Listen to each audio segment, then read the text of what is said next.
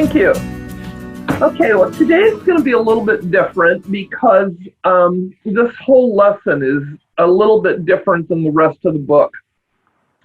So in the book, when I teach this lesson 5, when I teach the first 9 plagues, we do a thing, it's called a conversation carousel. In my book, I call it a walk and gawk. But the walk and gawk requires that you actually are all together physically and can move from place to place to place and do a variety of things. So I thought, well, I wanted to show you just how to do a jigsaw. Jigsaw is very valuable when you've got a lot of information to cover. It's a great reading tool that we use when there's a lot of material to read, that you can get people to read bits and pieces of it, and then you bring it together like a jigsaw. You just put it all together. So today what we're going to do, instead of telling the story or opening with that light and fluffy, I'm going to divide you into 3, or have Roger divide you into 3 teams. Each team is going to get 1 question that you're going to spend, I don't know, I don't think it would take more than maybe 5 minutes to answer the question. The questions are, they're what we call on my own questions. You can answer the question based on your own experiences, based on your own knowledge, but these are a little bit more difficult. They're a little more challenging questions. So each team will get 1 question, and then we're going to come together as a group and we will share all of our answers to build toward one big lesson, one big question, okay? So if you're in room 1, I'm going to have you answer the first question, and that question is, what are the purposes of compromise? You know, why do we compromise? What are the purposes? If you're in room 2, I want you to brainstorm, what are some examples of bad compromises? You know, we make a compromise with someone. What are some bad ones? And then if you're in room 3, you're going to talk about what are some examples of good compromise or beneficial compromise. Okay, so you can see those are questions that you can answer. I mean, we've all compromised in our life, but those are kind of hard-hitting questions. They're a little bit, it's going to take a little bit of thought. Okay, so once again, Team 1 is going to talk about the purpose of compromise. Team 2 will talk about bad compromise. Team 3 will talk about beneficial or good compromises.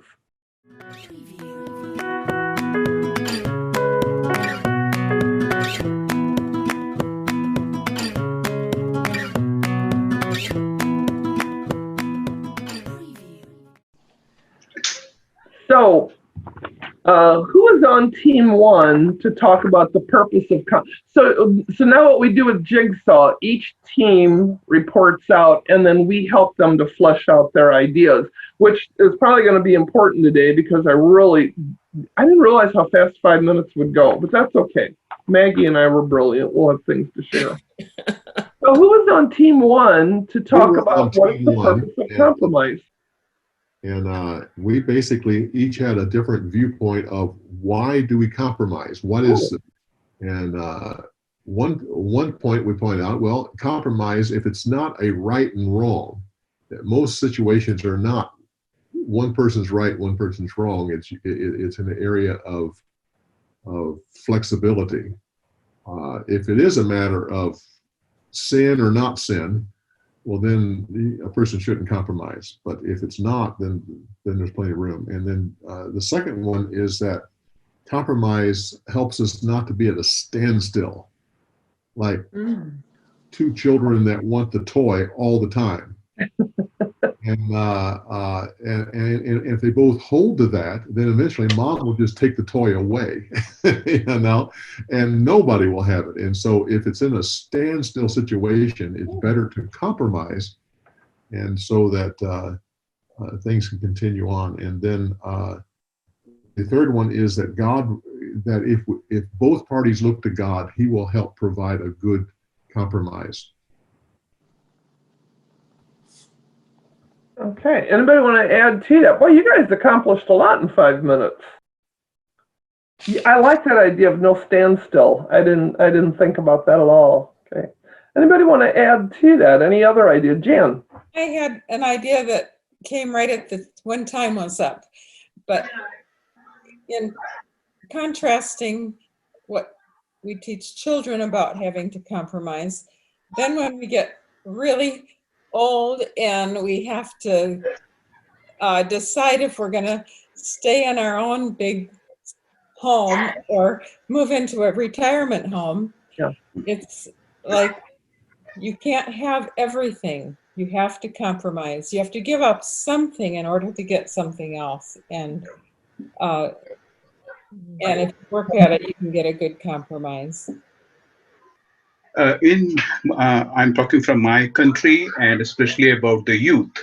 Youth are going through tremendous pressure in making right decisions because many of the bad things are coated with, with goodness, and it looks very hard.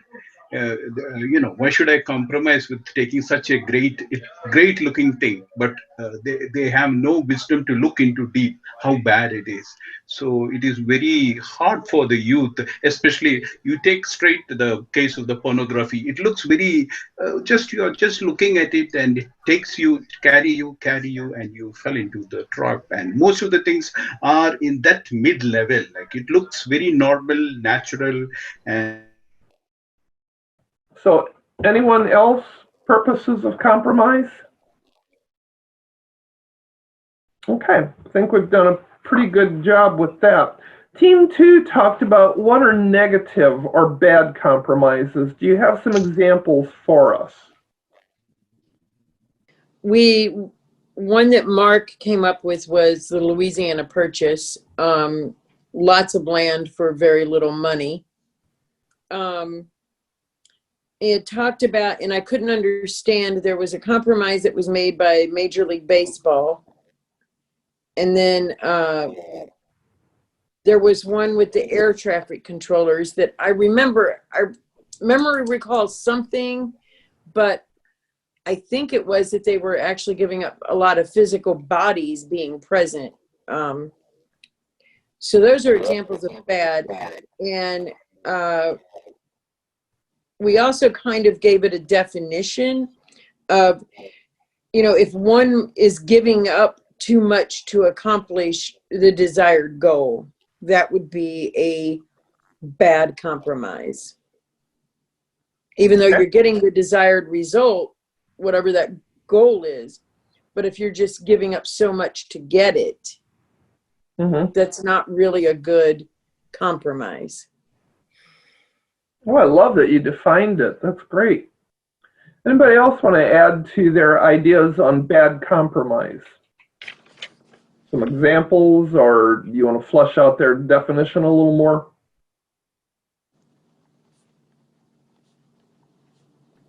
Is that a no? I just threw out one of the most famous compromises in our country was at the founding of our country in the Constitution, where the Southern states, there was a disagreement over how to count slaves or whether slaves should be considered full people. So what was it? It was 3/5. I think they had to count 3/5 of their slaves. Yeah. Population and yeah. Oh, I never would have thought of that. We might have different views on whether that was a good compromise or a bad compromise, but we know slavery was bad. Yeah. Well, Maggie and I had an interesting discussion. We were to talk about good compromise. So, Maggie, you want to share what the very first one that you had talked about? And it was interesting that it was on both of our minds. Abortion's always been a concern, and so I look at that at compromising, especially lately when they've extended the abortion term to birth, like in New York City. And so then I'm thinking, well, maybe if they cut the time for abortions off at 6 weeks, that would be a better compromise, not because it's good, but because more babies would be saved. Yeah, we struggled with that one. We didn't know, is that a good compromise or a bad compromise? It's always wrong in our eyes, but if we can at least roll it back to the 6 weeks, then, like she's saying, more babies would be saved. But then the other thing we talked about was the fact that we've had abortion in place for so long, and people just kind of accept it until it got to these late-term abortions. Now there's this uproar. So if we roll it back to 6 weeks, does it let people become complacent again? So that would be the bad part of it. We're still losing children. That would be bad, but maybe not losing as many.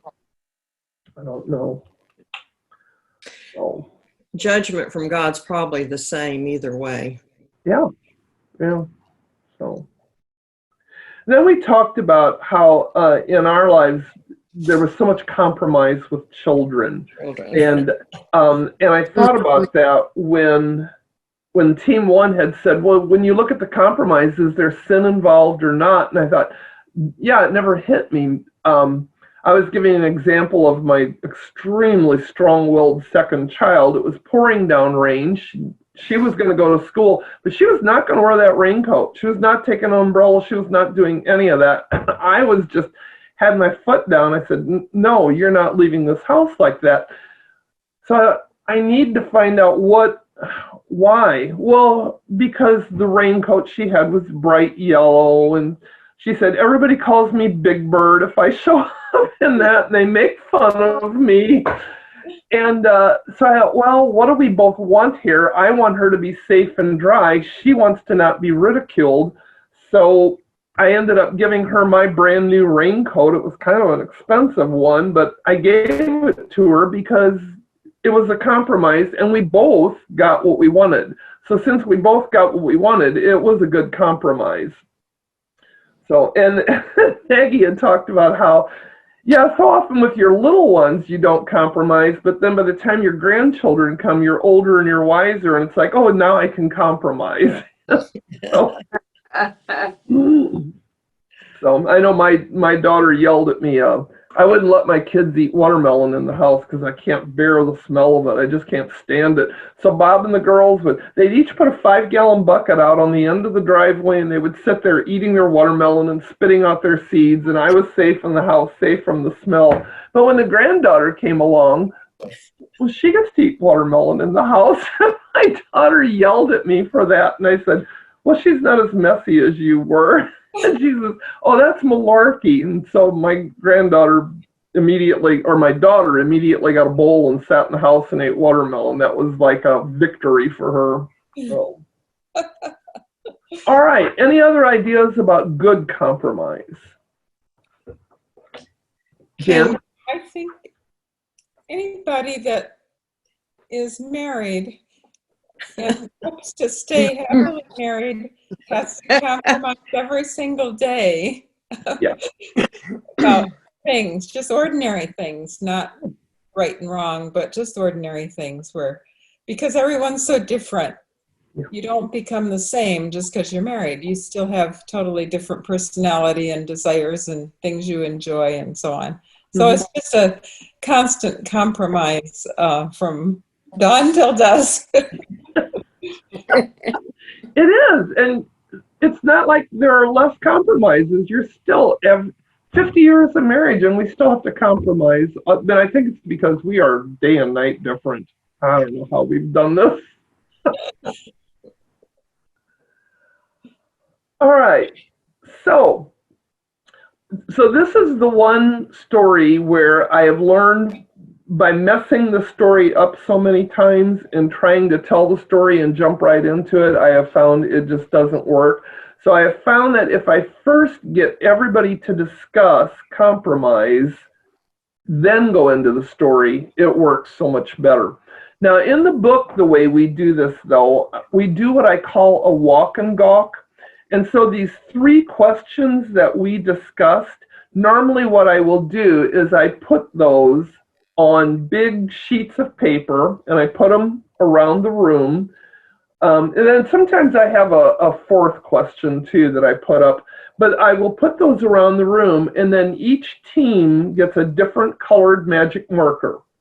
And so I tell them, team 1, go to question 1, team 2, go to question 2, team 3 to question 3.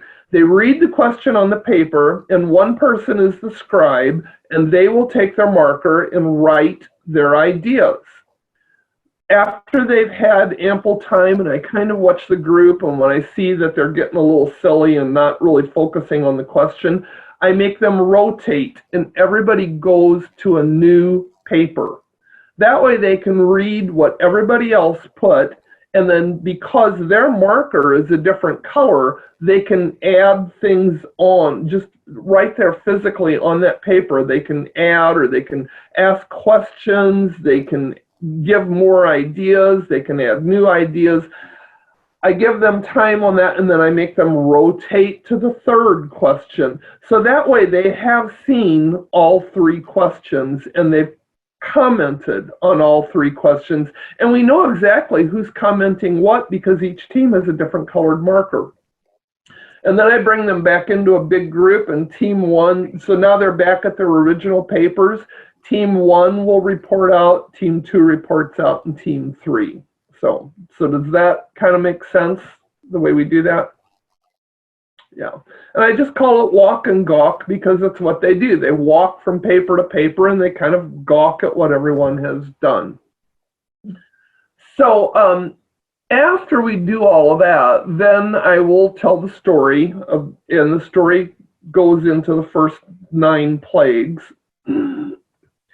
And then I ask them, in that story, the Pharaoh offers Moses 4 different compromises, and each time Moses turns down that compromise.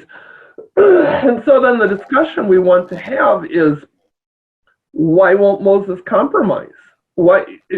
He could have maybe gotten what he wanted, but he will never compromise. So in Exodus 25 to 20, I used to make them go through all of the story, make them open up their Bibles and find the 4 compromises. Big mistake. It takes too long.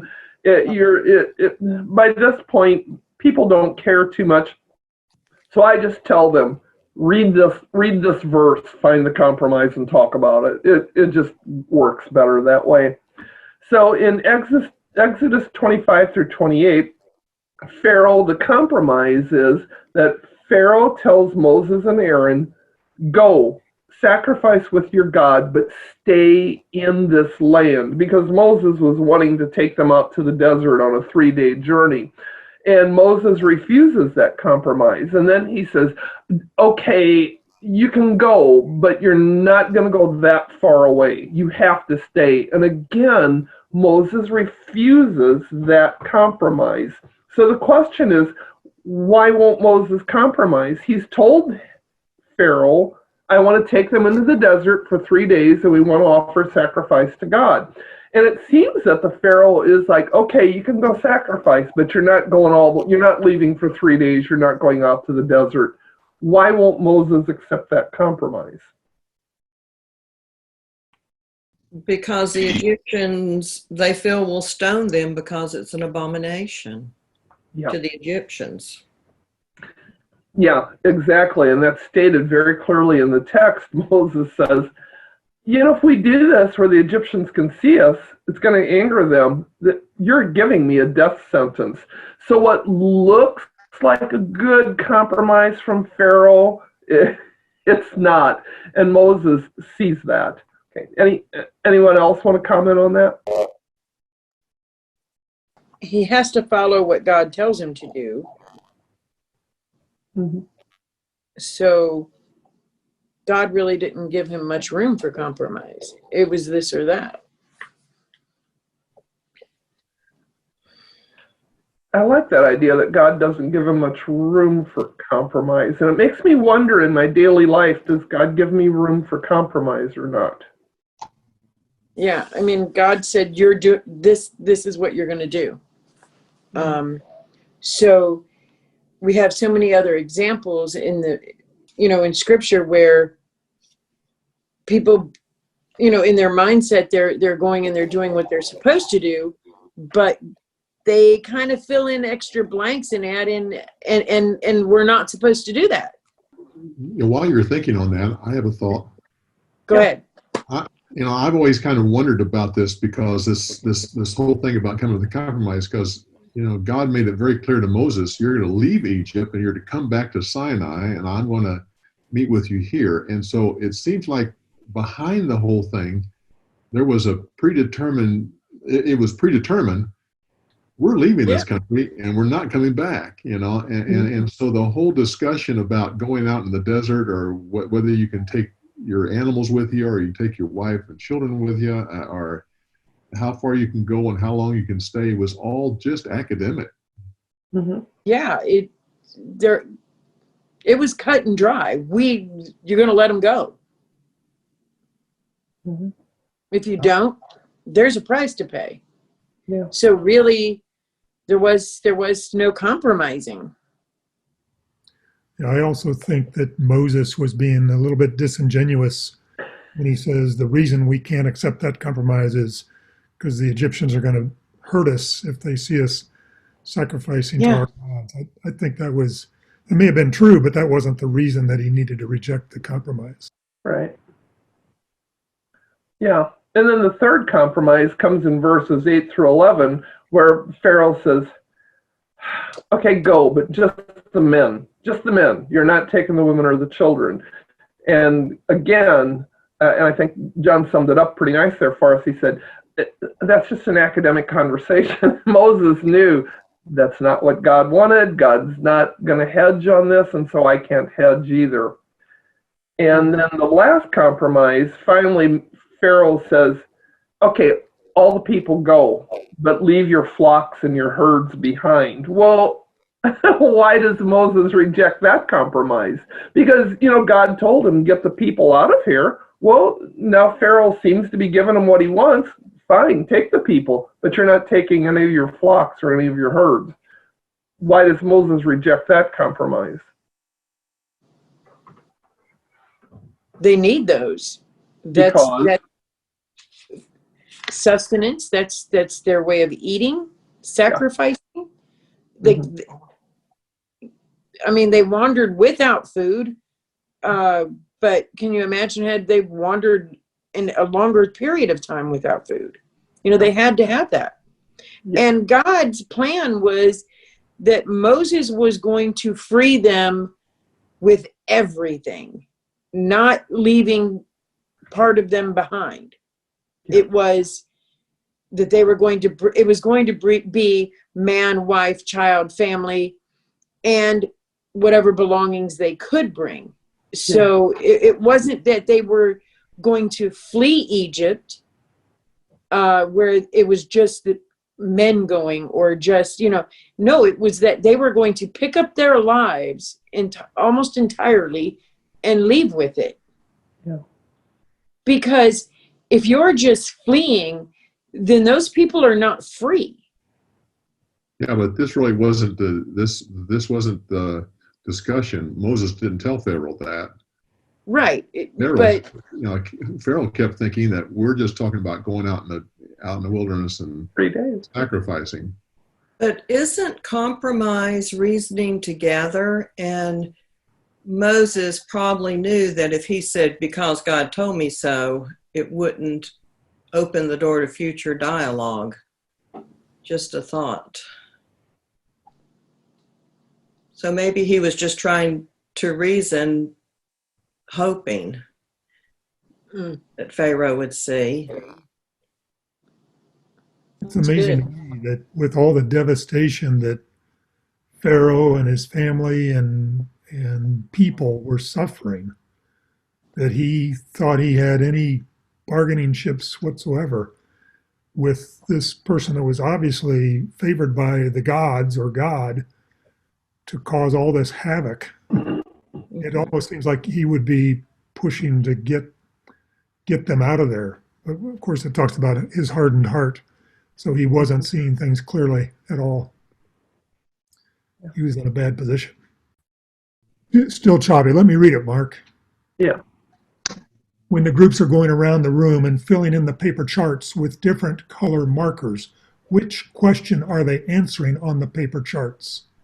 The same Oh, questions were addressed in small groups, compromise questions, or something else? Is this in place of the large group discussion about these questions? no, they will answer those same 3 questions that we did. Those first 3 that I put in: define compromise, what are examples of good, what are examples of negative. That's what's on those 3 charts. And so they will answer each of those questions because they move from chart to chart to chart.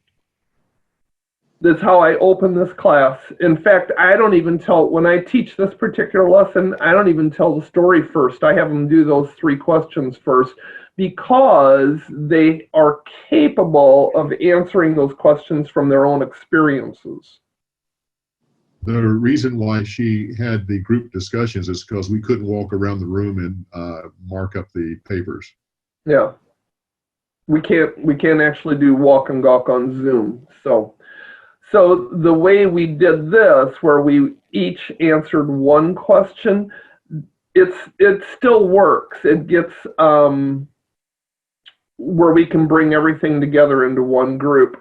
So, but when I do it, that I have them there physically, then I do it on paper. I have them go to each 3, but then we still do the large group discussion on what is compromise, examples of good, examples of bad, before we ever get into the story.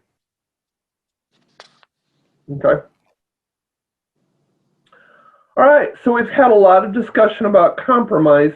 Then the last thing I always ask them, because I always want them to have an application of this.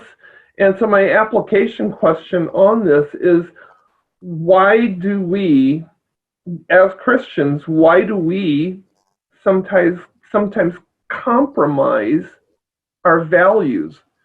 We see it happening all the time, that we compromise values. Why does that happen? If we are Christian and we're following God and we know that He's not giving a lot of wiggle room on things, why do we still compromise values? Well, why I do it is because of my biblical stand on marriage. And when the young nephews wanted to come and bring a girlfriend, they would always go in a separate bedroom. Except we discovered Swedish relatives in 2015. And basically everyone is living with someone, and it's a way of life. And so when they came to stay with us, at the last minute, I was able to put the boy in my study and the girls in another bedroom, but I had come to the heart piece of, these are the sleeping areas, y'all figure it out. Because if I had said, like I said to my nephew, no, they would have felt rejected, and I'm trying to build a relationship to share Christ. Mm-hmm. That I made that compromise with them, but my sons and my nephews know, no, this is the way it's going to be. Mm. Yeah, we've had that battle here too. And sometimes I find myself wanting to say, just fine, because I want to be relevant. I want to be, well, you don't want to be the old fuddy-duddy. But then when they actually got here, it was like, no, I can't compromise on this. I just can't. I had to stick to my value system. Well, but you're closing off conversations if you say, no, you're not welcome in my home. Yeah.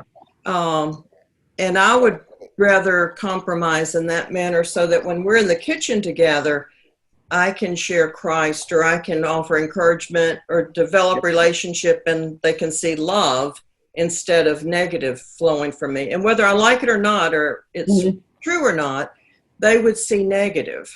Yeah. And anyone can disagree with me, but that's just my wrestling and what I came to. Yeah. Do you I like keeping doors open, Yeah. so that I can Right. share Christ, and Yeah. that it was a hard struggle for me. Mhm. Reminds me of issues that missionaries have faced when a man with multiple wives converts. Yeah. Yeah. Good. Good. So I think Maggie got to a good point that sometimes compromise might be difficult, but keeping doors open and showing love, we have to. Good. I And think any other something reasons why we compromise? Well, something that Roger said in another session was that it's kind of scary for God to see the depths of our heart, but in these, most of the times I'm very happy that God can see the depths of my heart because he knows why I'm making that decision. Anyway, I just have thought about that, Roger, since you said it. It's a very peaceful thing for me to know that he does see the depths of my heart.